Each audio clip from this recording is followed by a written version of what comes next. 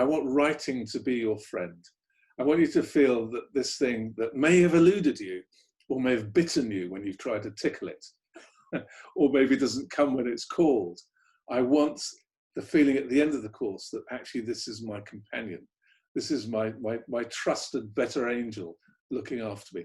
So that's it, really, that writing becomes natural and familiar and reliable and trustworthy, and that when we have an idea, we have the means to convey that idea, begin the process of turning that into something that other people can share. I want to take the fear out of it, and also the self-doubt out of it. And alongside the skill and the technique, there will be inevitable conversations about what it is to be a writer and the impositions that we put in the way, and how to deal with them. So I want writing to become natural and easy at the end of the process.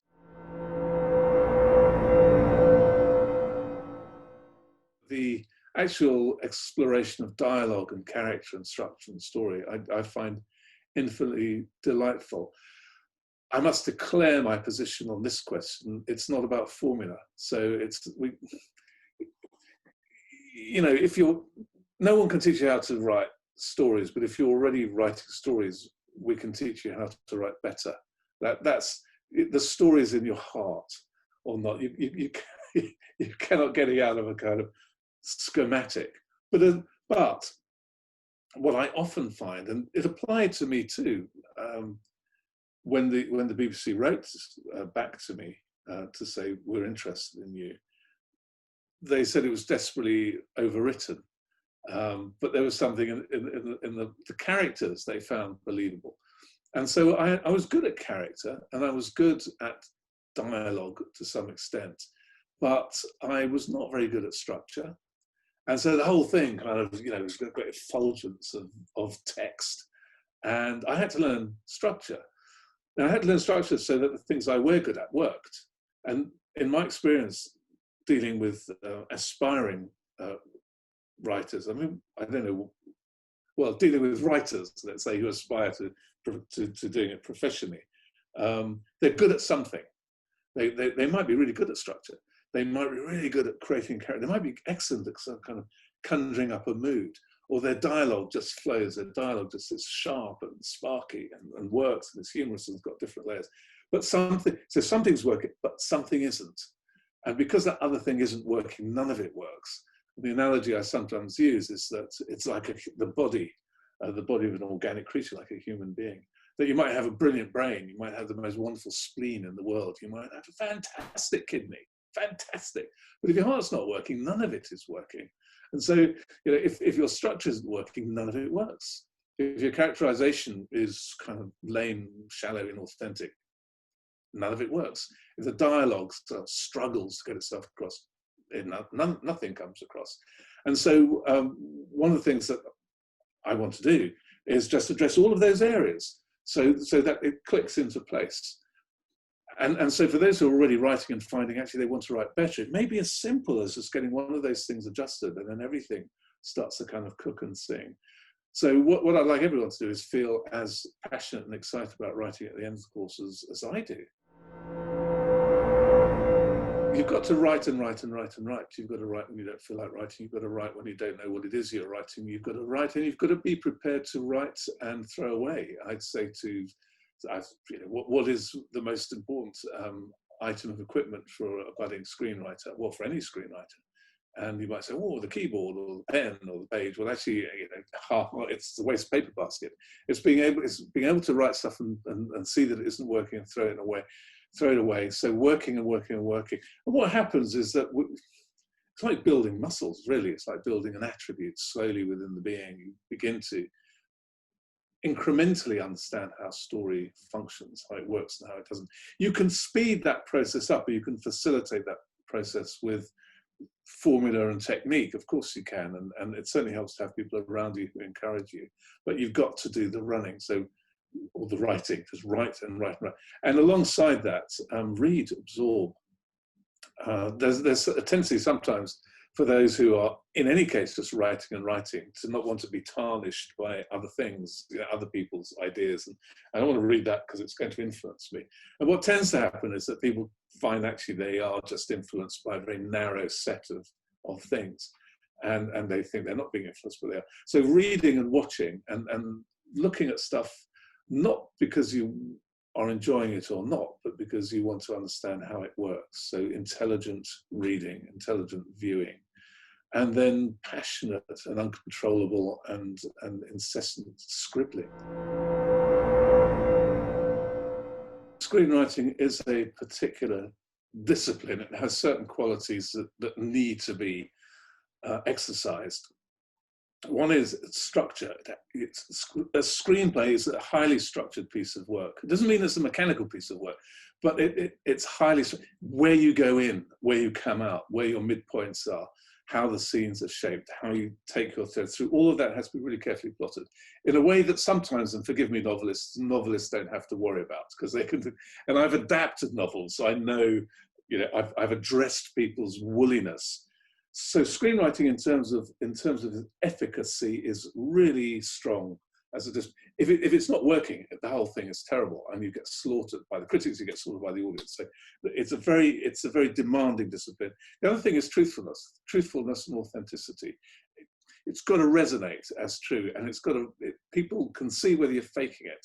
To use John Yorke's expression, you know, you can't fake it, you get found out. So you can't just knock it out. It's got to be something you live and breathe and believe in. And so in a way, people who just learn the formula and try it, it doesn't work, it's got to come out. So it's this combination of interiority of your passion, the things that you want to say, and the discipline of structure and form. And I think that's applicable to any aesthetic. So I gave a lecture earlier this week to students of architecture, and at the end of it, the professor said, we could have interchanged all of the clips you showed for pictures of buildings, and we could have used everything that you said about the creative process, jiggled the words a little bit, and you would be talking about architecture. So it's about the disciplines of the creative process. That's for architects. But if you're directing, if you're acting, you need to understand story, and you need to understand why those words are there on that page. And what you find is that the words are representative of a huge creative process, narrowed down into an expression. And if you don't understand the creative process that goes into that expression, you really are not getting it. You don't understand what it is you're working with. And you can't just change a line. You know, these well, you can if it's not working, but you can't just change it gratuitously for no reason. You've got to understand how the whole thing hangs together. So I think for anyone involved in the, if you like, the dramatic arts and production of dramatic arts, whether you're a writer or an actor, of course, or a director, then to understand how story works is very useful. So we're looking at the foundations of story, the fundamentals of story, as they apply to script writing. We've pitched it as low as we possibly can. And I think there's a discount for people who just simply sign up to the Creatify platform. I mean, just as a way of kind of taking that out a little bit. But I think it's good value when you think about it. I'm doing a couple of mentoring projects, which I think involves 4 meetings, and I read their scripts. These are film projects, and I think there's me and a producer. I think they're paying something like £3,000. And so what's being provided here by Kahootify is really economical. The original plan was to be a novelist. So I've tended to write prose, and one day I was not really getting very far with the opening of a novel. I'd started several novels.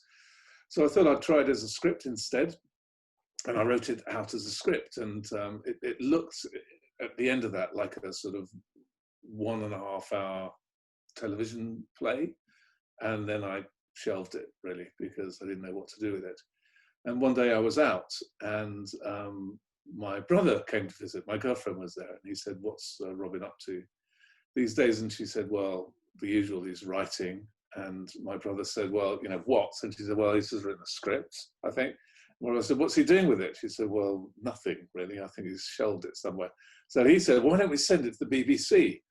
And she said, yeah. So they sent it to the BBC, and I'm struggling on with my little life. And I get a letter from the BBC. It's like, why is the BBC writing to me? And so, what? And I opened it and it said, thank you for sending your script. We think it's unmakeable and it's desperately overwritten. But there's something in here.